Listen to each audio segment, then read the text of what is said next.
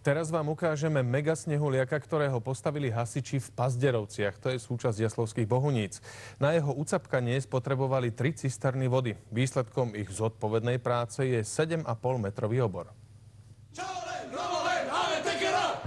Tak to sa len tak často nevidí, aby chlapí nie v šenku, ale okolo neho behali a ešte s táčkami plnými snehu. Celý deň sme striekali vodu na to. Len tak totiž mohli dokončiť to, čo sa v Bohuniciach stáva tradíciou. Súťažia tam totiž v stavaní snehuliakov.